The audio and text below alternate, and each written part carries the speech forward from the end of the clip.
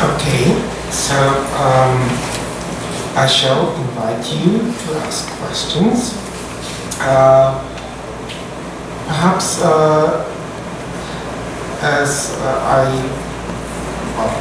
perhaps wrongly assume that you might have some clarifying questions. You perhaps ask these questions before, and then we can go into the topic and issues we had Maria just presented.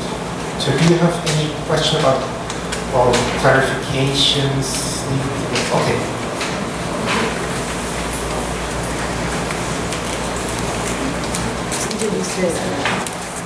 Hi, my name is Joshua Bakiran. I'm an intern here at the Reviled Study Center. One of the books that I've read recently was Franklin Foer's How Football or Soccer Explains the World. And in that chapter, he dedicates one to the curious case of Red Star Belgrade. It's a very famous soccer club that during the Balkan War, it became sort of a recruitment / hardline paramilitary organization as opposed to just a supporters club for a football club. So I'd just like to get your comments or your opinion on how that unique organization grew about into something more than just a football supporters club. Many of the anthropological works about that soccer fan / paramilitary phenomenon is already done. Arkan was exactly the Red Star. According to my opinion, I'm not an expert at the soccer fans, although I see that they are organized in special cells and units, even now as we speak.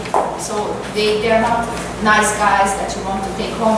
They are very aggressive, nationalistic, and so forth, and sport has a little to do with their activities. Recently in my hometown, there was an attempted of murder. A guy, 21 years old, tried to leave the cell of the Red Star, and he was shot in the back because he walked away. And yes, I think it was very suitable in the 80s to express nationalistic opinions, because nationalism didn't suddenly became obvious in 1991 when the armed clashes started. Nationalism simply was present for a long period, but I think socialism put it down somehow, It was a socialist regime. You didn't have much right to express your opinions, especially political opinions, and especially nationalistic opinions. And Serb already during the Tito regime, now as the documents from archives come up, demonstrate that it was channelized. Serbian nationalism was channelized into football, soccer fan clubs, into army.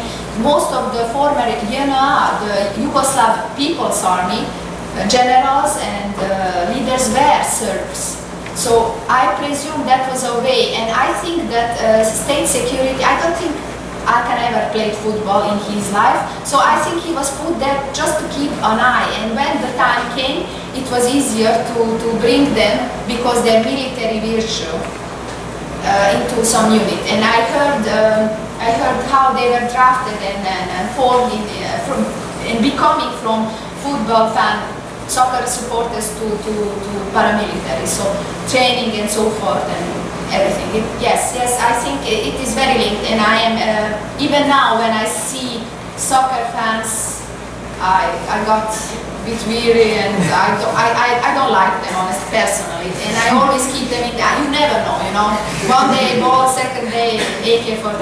But yes. Thank you. Okay. If you could present yourself, just say who you are. Good afternoon, I'm Joshua Pitlo from Mission Center. During the World War II, there was this Croatian guy named Ante Pavelic. He is because during the breakup of the former Yugoslavia, many of the accusations as to who were the culprits behind it, they were largely Serbs. But during World War II, this guy, this Pavlovich guy in this organization, who is close to Nazi Hitler, they were already committing genocide against the Serbs. And during the breakup of the former Yugoslavia, many of the Serbs, the narratives of being victimized, it played up so well. I don't know to what extent, but I think they were able to get a lot of people to join the movement. So I'd also like to explore that because most of your presentation I understand is on Serb paramilitary. But there are Croats, there are even Muslim Mujahideens who participated in Bosnia. So maybe kind of level of thinking. But yeah, you noticed very well, during the Second World War, most of the crimes were committed, most of the victims were Serbs, to the so big extent that it was easy to manipulate. I say manipulate because I got this testimony of an insider, a Serbian guy serving the Croat state security during the Yugoslavia. So he was still Yugoslav, and he believed that he works for Yugoslavia, and he was sent in Serb villages in Krajina and Knin, where the minority, Serbian minority in today's Croatia lived, to give arms, to distribute arms, and to speak to people, to raise up the spirits that they have to protect themselves if the Croats attack again. Of course, it was easier. And you can always notice that if there is a pattern in those societies who suffered genocide, like a backslash, like Israel. You suffered once, you got burned, you are scared even from yogurt, you think twice. And that was what happened, and it was easy to manipulate. Of course, on the other side, two sides. In Croatia also had its fair share of paramilitaries, not so much as the Serbian paramilitary. It was easier for the Serbian paramilitaries because of the diaspora. The diaspora is bigger.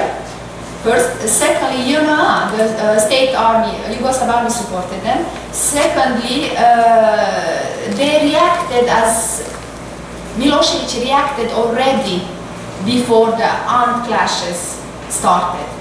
So he employed already the state security for his purposes and also the Yugoslav army for his purposes before the armed clashes started.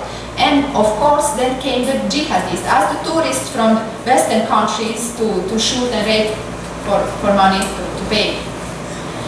Also the jihadists saw that as a perfect opportunity. Now Islam is in danger, oh great, so they went to Bosnia to fight with the Muslim population, against those damn Christians. And yes, it was an ideal hotbed for every kind of extremism possible. And unfortunately, there is still latent. There are pardons given, pardons asked, exchanged, but the tension is still present.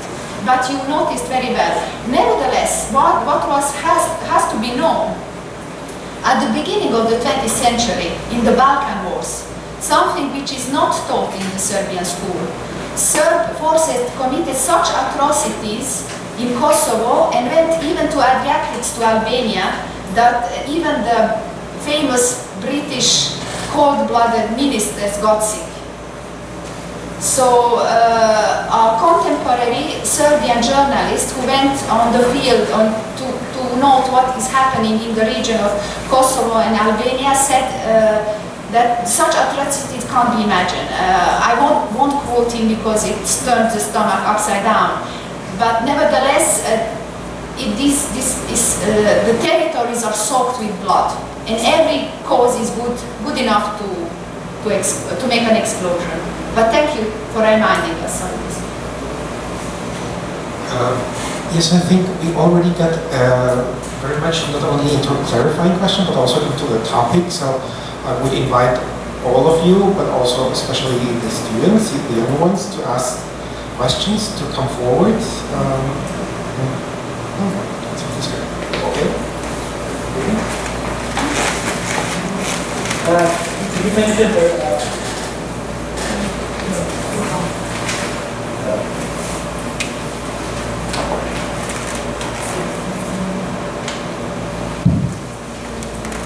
You mentioned earlier about during the time of Marshal Tito that there are a lot of prohibitions about saying, expressing your nationalist sentiments. That everybody has to be Yugoslav, nobody has to be Croat, Serbs, Bosniak, or Montenegrin.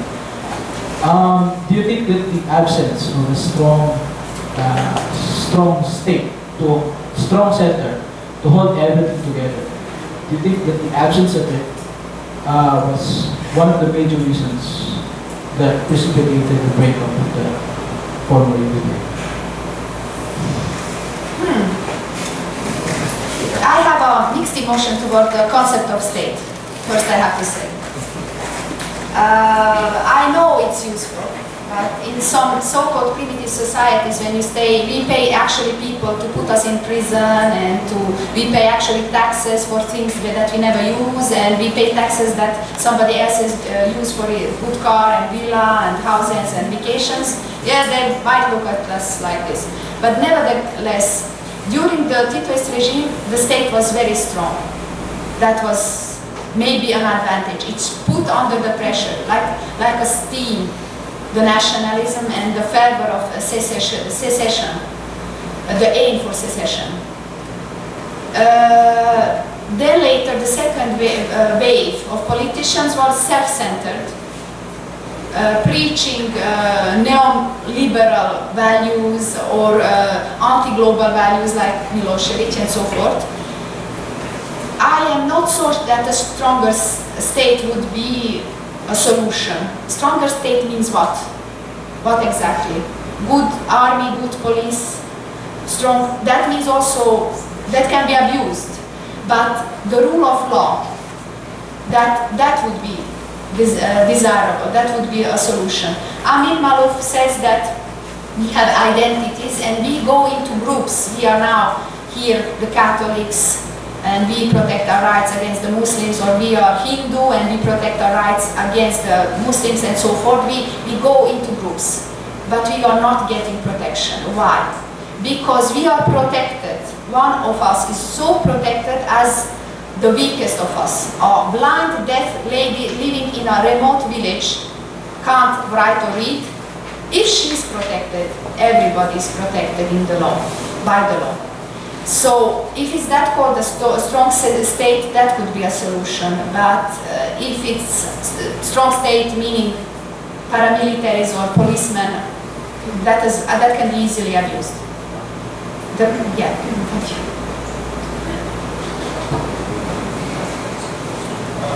Yeah, there's one, two, three.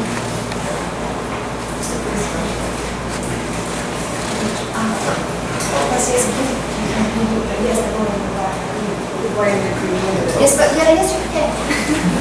Okay. We should have enough time still to answer all the questions. So, this is going to be a short question. On the point that the gentleman earlier made regarding the shall I say, status of the Serbian state right now, would you characterize Serbia at this point as a failed state in the sense that it's not able to, shall I say, police these paramilitary units from doing whatever they want, and right now the current Prime Minister is an ally of these former paramilitary units, that the narrative concerning them has been changed. They're being glorified once again. So given all that, would you characterize Serbia as a failed state in terms of not being able to control other armed groups in their country?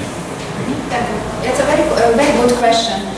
Recently, the concept of the failed state is becoming very modern, very in vogue among social scientists and free thinkers.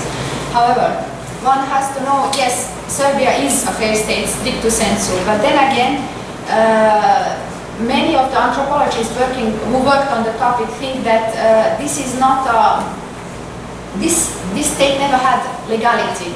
Having legality means that you can offer to your citizens the right to work, the right to be protected in health, the right to live, the right to housing, the basic human rights. Okay? I think my opinion is that not even former Yugoslavia was a successful state. Maybe from the outside, like a box of chocolate, very good, outside, inside, nothing. So very brusque. Couldn't provide these basic necessities. The right for a woman or a man to have a territory, to have a house, or to possess a house, or to go to the hospital, to be treated as a patient normally without any stress. All these small things which are belonging to the basic human rights were never given. So back to maybe even to the Turks, these territories don't have these basic attributes of a state, successful or unsuccessful. In order to be, one has to be failed, has to try. I don't think Serbia former Yugoslavia even tried. That is my opinion. Thank you. Hi, my name is Mike, third-year student from Ateneo de Manila.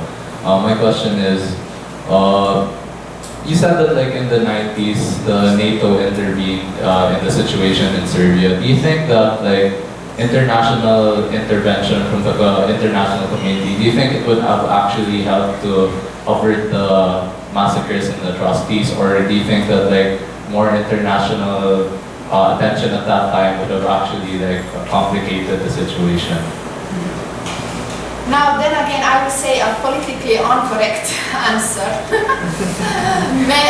Luckily, I'm very far, 10,000 kilometers from Belgrade. So, I think that if the NATO wouldn't bombard it, and don't forget, NATO is not only the United States, there are many member states, and some of the passports of these states I have. So, yes, if they didn't bombard Serbia, they would never, ever stop killing Albanian civils in Kosovo. Never. It was only way. I wish that it had been sooner done something to prevent Srebrenica, to prevent Vukovar. Immediately after Vukovar, if I would have been there at the time I was 20, I didn't know what happened exactly, but if I could, I would already during Srebrenica done something to prevent it. NATO bombing was, we deserve it. I was there, I was really scared, I know what war means in several slashes. I was there, my cousin lost the house. And every time, even now, when a average Serbian citizen refers to war, he refers only to the spring bombing of 1999. That was the only way to stop this warmongering desire which was present in the population, not only in the political elite. And now, we have a president that said that we don't have to engage we don't have to engage anymore in wars because they are a nation who loves us, and some of them loves us not so much, but nevertheless.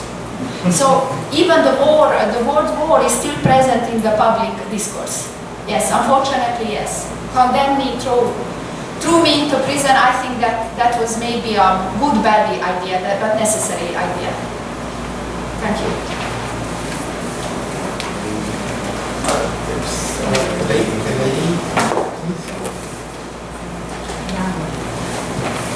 I'm Delia Lucas. I'm a researcher with the UP Center for Integrated and Development Studies.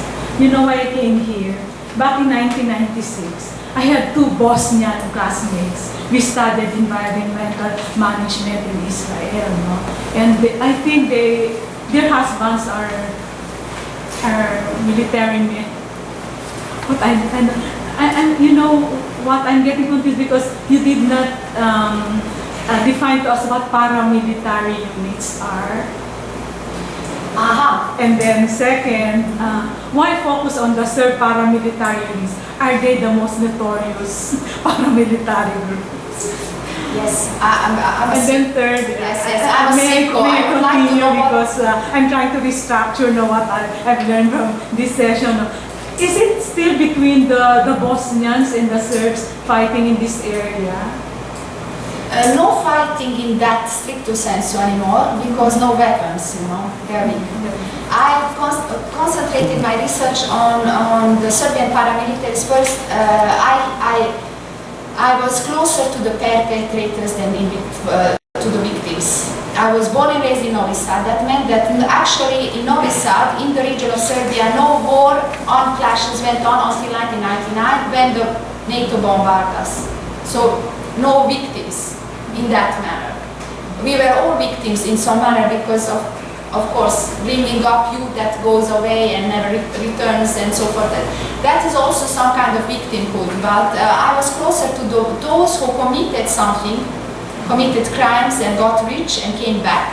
And I saw them. I saw them in my neighborhood and I saw them on TV and I got to speak with them and so forth. So that is, I turned toward them because I want to know. And I still want to know what happens to the so-called decent people like Hannah Arendt says, that suddenly became berserk and start to kill for a greater cause. I want to know, and I think that we need to know more. I'm like a biologist studying viruses. I feel sometimes like that. And when it comes to, sorry, your first question was about the clashes which are still going on in Bosnia. Actually, there are tensions because they live in enclaves separated from each other. Muslims live in one enclave, Croats in another. In the third, the Serbs under Dodik, who was also in the government, Serbian government, Bosnian Serbian government, under Karadzic, who faces trial now for genocide and human rights violations and war So crimes. it's no longer a fight between the Serbs and the Bosnians? No, it's Serbs against everybody. So, okay, this is short, but yes, that could have been. Because we have to admit, Slovenes and Croats had their disputes until Croatia entered the EU because of the territories. Croats also had disputes with the Bosnians because of some territories, and they engaged also in armed clashes, the paramilitary units and the armies also between them. And sometimes they were together. Also, sometimes Bosnian Muslim fractions with the Serbian paramilitaries from time to time against the other Muslims and the Croats. So yes, it was a very confusing situation. Yes, I'm asking that because I wanted, this is the last now. If you're foreseeing a kind of breaking up into smaller Yugoslavia's broken up, and then do you foresee something like these units breaking up into smaller pieces? I think that we are still in maybe not armed clash danger, but separation of the Northern Republic, because there is maybe not a political will, but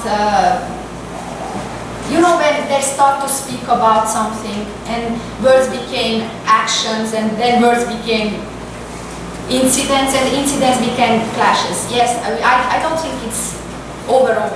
I hope I'm wrong. Sorry, there was one question which also intrigues me. The question about the paramilitaries. What's your definition of paramilitaries? Yes, sorry, I forgot this. Okay, we have several definitions of paramilitaries, like citizens organizing in armed units and insurgents, and I would say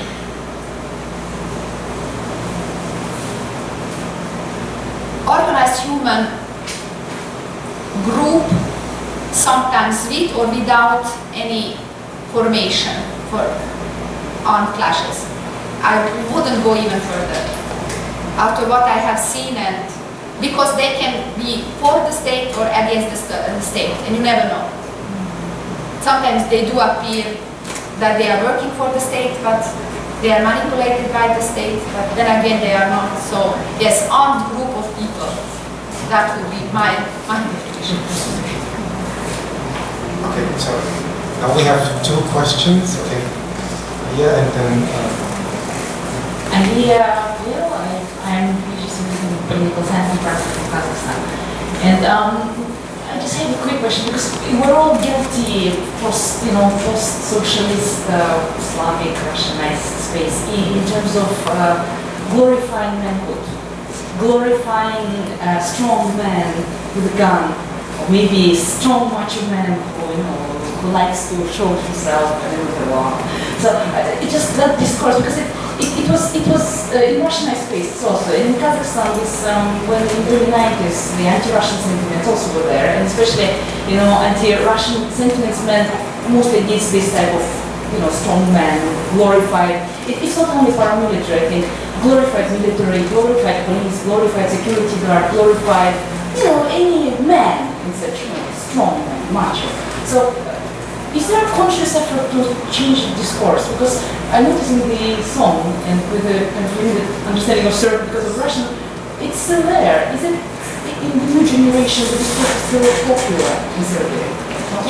That is a topic, very good question, thank you. That is a very pertinent, the manhood, the martial arts, that the males should be strong, armed, very dangerous, and the females should be weak, very feminine, over-sexualized, silicon built, and so forth. Yes, that's the image that these youth inherited and still perpetrated. So when you enter present-day Serbia, you will see oversexed young girls, meaning that even if they're 14, 15, they look like, like some cheap folk singers in everywhere, or even working in some brothel.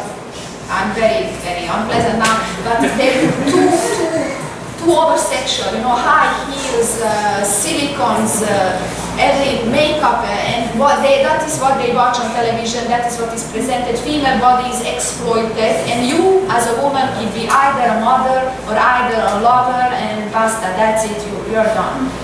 And the male should be strong, and all over the Balkans and the post-socialists, that is what we noticed, but also there is our trace of it in Colombia.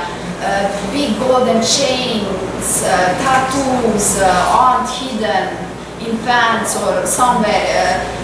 Aggressiveness is something that is very useful. We talked about Stefan yesterday. Greek culture completely different. The guy touched the Serbian guy only to ask him something, but he touched him like very politely with the finger, like, and the Serbian guy returned. I thought he will probably kill him, swallow him, the small Greek like, and the Serbian guy. And he said, so I just wanted to ask you about, and he was offended. The guy was touching a guy, and I was puzzled, and I asked around on other Serbian colleagues, friends, what do they think, and the reaction was similar. Guy never touches a guy. No way, never. Even if it's your brother, father, maybe on the shoulder, that's it. But in friendly terms, that even can be misunderstood. Never touch him. And the reaction was, he touched him, I can't shock. Woman can touch a man, even unpolitely and being, that is tolerated, that's okay. But the male is so in his superior position that it became schizophrenic. And that role is fully exploited today by the youth. Overly male, overly aggressive, overly expressed in bodily and even in speaking. Similar in Colombia, as I heard. And the perfect couple, the weak female, oversexed, small skirt, small everything, small or big, too big or too small. So yeah, thank you. Because you could just ask me what about gays. I mean, the tradition of like whenever there's the Christopher Street Day, there are a few very brave people out in Serbia, but then the police and all paramilitary guys come and throw stones, at least to disband the few brave gays there. Gay means to be suicidal. It's very dangerous. They are putting police cordons, like I don't think even the Queen Mother of England has a police cordon as do they every year when they try to reclaim their existence in the public sphere. So they are put in separate vans on secret locations in order to be transported in the center, where they walk around the block shouting, "We want rights." And nobody mentions even marriage rights, only rights to live, behave, that is it. So it's overly, it's even, and the answer why Why can't we? It's simply unbearable. But then again, I always say, remember, it starts with the gays, then with the gypsies, and then who is Hungarian, maybe Jewish, and then who hasn't got any blue eyes and blonde hair, and so forth, so forth. So this is something that the Serbian state has to keep in mind. Unfortunately, they don't. And every year they got a straw from the European Union, oh, you have to organize it. Why? And the journalists openly say, what is most painful for us, we have to accomplish now in order to enter the European Union. And that is most painful. I accept people, two males or two females who love each other, than the aggressive male who likes to kill. Yes? There was one more question in me. Okay. I was interested about so Arkan was the leader of the Tiger group, and he got married with, how do you pronounce the name, Seiko? Teta. Okay, pronounce that, Teta. But so he got married to this popular folk singer who was obviously very beautiful. So we have that image, and we also have another contrasting image of the rape victims, the female victims of the massacres. Were there any attempts, discursive or material, from women's organizations, women's groups, who try to reconcile these two contrasting images? So, because like in the Philippines, I believe we have strong women's groups.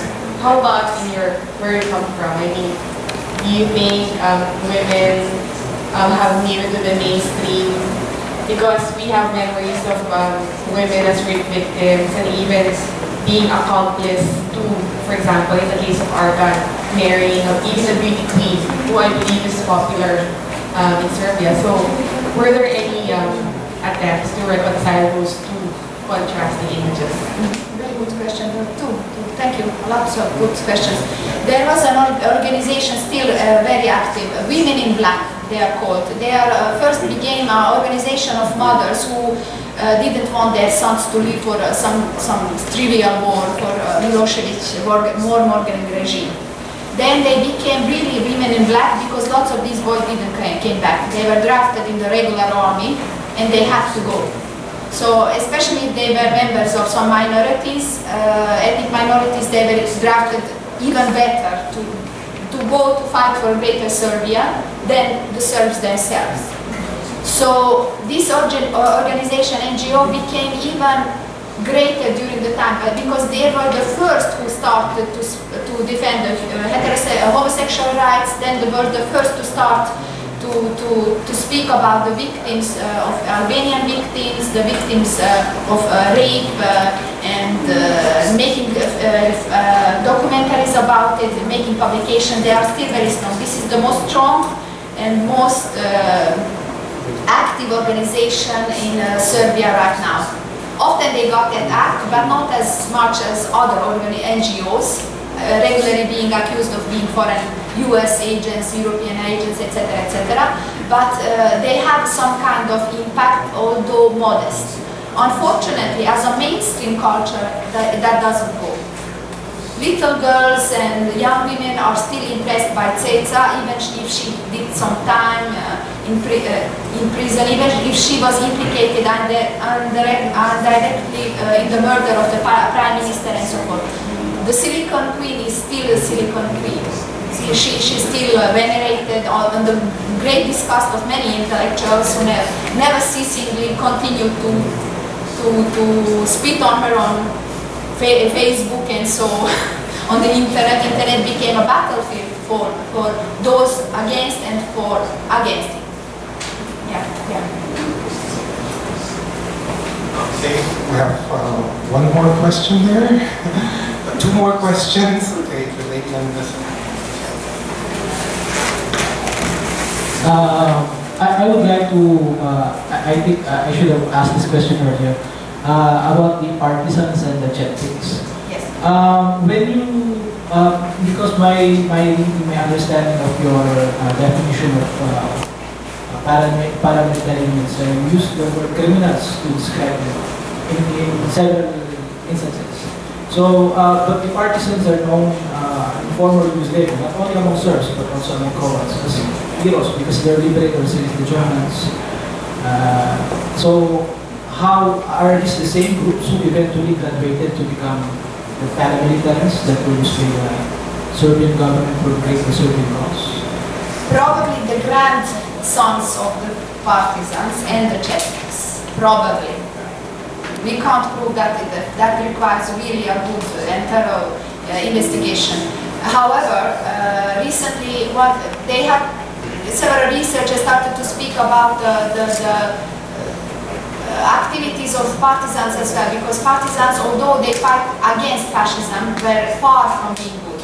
They committed also, according to me, genocide also, parts of genocide and mass killings and numerous war crimes, but less as the Chetniks. Chetniks cooperated with the fascists, with Hitler, with the forces of pro-fascist forces. So that's the difference. But probably this culture of our men, my grandfather was in part, was partisan, therefore for me it was logical, said one guy, that I'm going to be a paramilitary. And I also encountered a guy who said, my grandfather was a paramilitary, was a partisan, my father was in Tito's guard, personal guard, and for me it was logical that I became a criminal. You know, small town. You were born in Novi Sad, which is the capital of Vojvodina. Yes. This is one of the two autonomous provinces of Serbia, and the other one being Kosovo. And I heard Vojvodina has some Magyar ethnicities, especially near the border.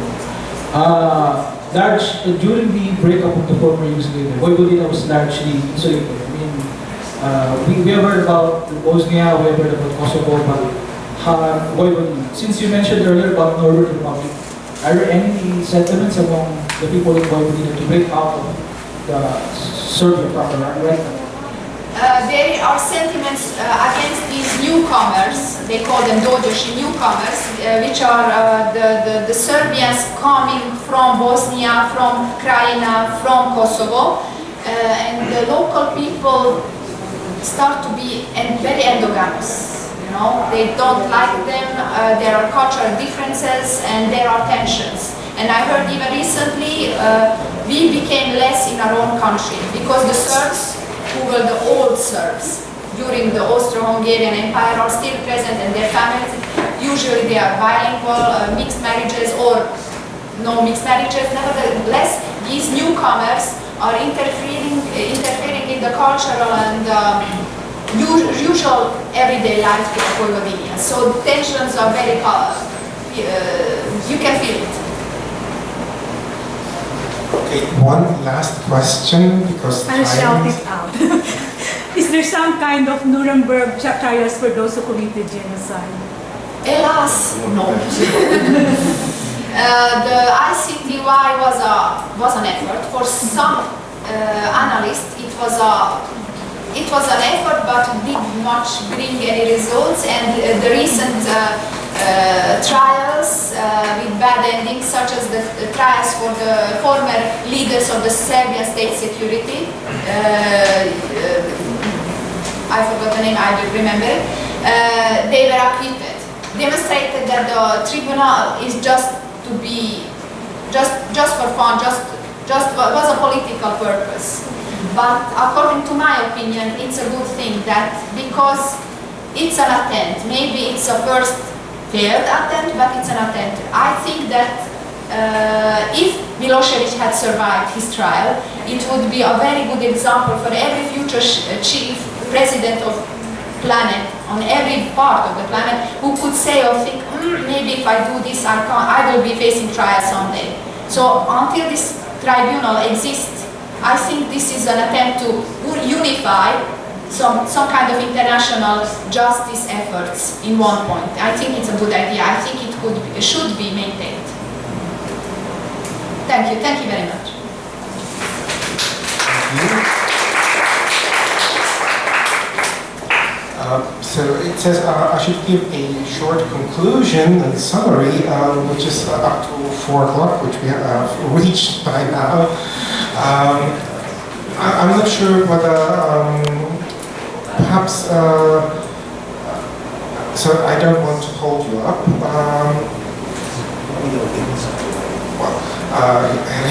But we don't need some. I think you still have very present, and I think I can say thank you very much, Maria. Thank you. Thank you all. Thank you all, and thank you, of course, for the very interesting question. I think we had a nice and lively discussion, and well, I'm looking forward to well, perhaps some private questions after the official